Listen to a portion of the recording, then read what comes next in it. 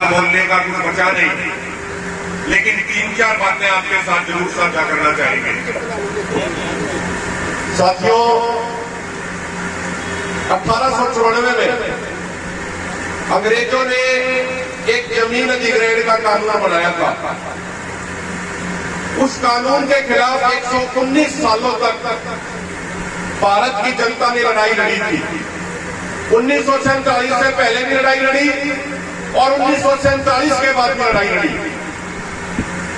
भूमि अधिग्रहण कानून के खिलाफ लड़ते हुए जितने किसान पूरे देश में शहीद हुए, इतने किसान किसी और मुद्दे पे शहीद नहीं हुए।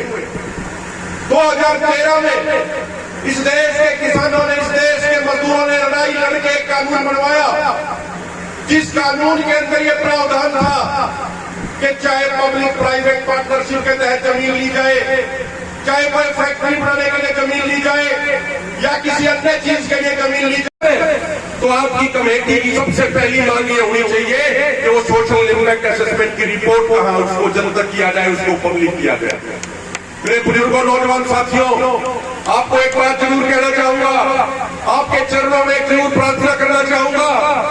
आज आप बहुत बड़ी संख्या में यहाँ पे इकट्ठे हुए हैं और जो कमेटी इस लड़ाई का नेतृत्व कर रही है, आप सबके सहयोग से, आप सबके आशीर्वाद से, उसका हौसला भी जरूर बढ़ा होगा। लेकिन ये लड़ाई एक दिन या एक महीने में जीती जाने वाली नहीं है। इस लड़ाई को लंबा सोच के लड़ना पड़ेगा। हो सकता है ये लड़ाई 1 साल चल जाए, हो सकता है ये लड़ाई 2 साल चल जाए और हो सकता है ये लड़ाई 2 साल से भी ज्यादा चल जाए। आपको अपने अंदर ये धारण करना होगा, आपको अपने अंदर ये संकल्प लेना होगा कि जब तक इस फैक्ट्री की यहां से विदाई नहीं होगी, तब तक अपना आंदोलन हम जारी रखेंगे, अपना धरना हम जारी रखेंगे। जब आप इस संकल्प के साथ इस लड़ाई को लड़ेंगे तो इस लड़ाई को जीत पाएंगे। मेरे बुजुर्गों, नौजवान साथी, कभी कोई साथी सोचे कि जोश में आके 1 दिन 2 दिन में लड़ाई जीत जाएंगे, वो होने वाला नहीं है। आपको लंबी लड़ाई का मन बनाना पड़ेगा। और एक और बात, आपको दुनिया की कोई ताकत नहीं हरा सकती। जिस दिन आपके आंदोलन में आपकी तरफ से थोड़ी बहुत भी हिंसा होगी, तो फिर दुनिया की कोई ताकत इस आंदोलन को आपको जिता नहीं सकती। आप इतिहास उठा के देख लीजिए, 378 दिन का ऐतिहासिक किसान आंदोलन चला, शांति के बलबूते पे वो आंदोलन जीता गया। शांति के माध्यम से ही लड़ाइयां जीती जाती है, शांति के माध्यम से ही आंदोलन जीते जाते हैं। और मुझे तो एक बात आज तक समझ नहीं आई, 1947 से लेकर 2024 में आ गए, देश की आजादी को 77 साल हो गए। कोई राजनीतिक पार्टी सत्ता में आए, कोई राजनेता सत्ता में आए, मंत्री बने, सब कोई ये कहते हैं कि भाई विकास के लिए आए, हम विकास करने के लिए आए, हम विकास करेंगे। लेकिन जैसा मेरे से पहले वाले वक्ताओं ने भी बताया, भाई बाना सिद्धू ने भी बताया, भाई मेघा सिद्धू ने भी जो सवाल उठाया, और भी वक्ताओं ने सवाल उठाया कि ये राजनेता, ये सरकारें जिन लोगों का विकास करना चाहती है, उन लोगों को उस विकास का हिस्सेदार क्यों नहीं बनाती? भाई आप सरकार कह रही है, अधिकारी कह रहे हैं कि इस क्षेत्र के लोगों का बहुत विकास हो जाएगा इस फैक्ट्री से, तो जिन लोगों को आप विकास करना चाहते हो, कम से कम उनसे तो एक बार पूछो, जन अदालत लगा के एक बार उनसे पूछो तो सही कि आप इस तरीके का विनाश चाहते हो या नहीं चाहते, आप इस तरीके का विनाश चाहते हो या नहीं चाहते। ये सवाल जनता की अदालत लगा के पहले पूछा जाना चाहिए। और अगर लोग इस तरीके के विकास कह लीजिए या विनाश कह लीजिए, अगर लोग इस तरीके के विनाश के खिलाफ हैं, तो फिर इस तरीके का विनाश इस इलाके के लोगों के साथ नहीं किया जाना चाहिए। मैं अंत में सिर्फ एक बात और कहूंगा साथियों,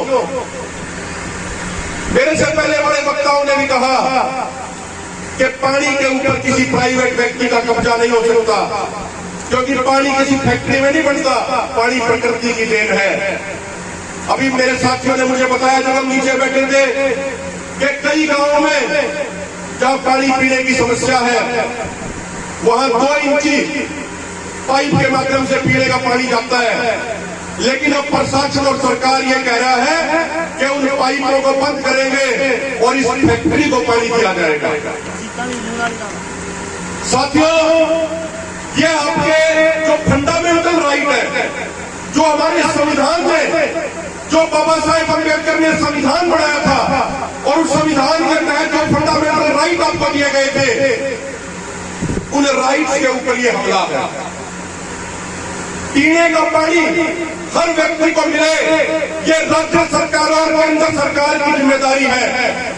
लेकिन ये पीने का पानी छीन के उस फैक्ट्री को देना चाहते हैं जो पर्यावरण को भी दूषित करेगी, यहाँ के लोगों में बीमारियां भी फैलाएगी।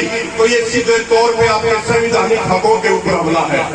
मैं इस कमेटी से एक निवेदन ये भी करना चाहूंगा, आपकी डिमांड में ये बात भी शामिल होनी चाहिए कि अगर किसी भी गांव के पीने का पानी का हक छीना जाता है तो ये पूरा इलाका, और न सिर्फ पूरा इलाका बल्कि पंजाब, हरियाणा, राजस्थान के तमाम किसान संगठन आपके साथ कंधे से कंधा मिला के इस लड़ाई को और भी ज्यादा कई गुना मजबूत करने का कार्य करेंगे और एक गांव से पीने के पानी का अधिकार नहीं छीना जाएगा।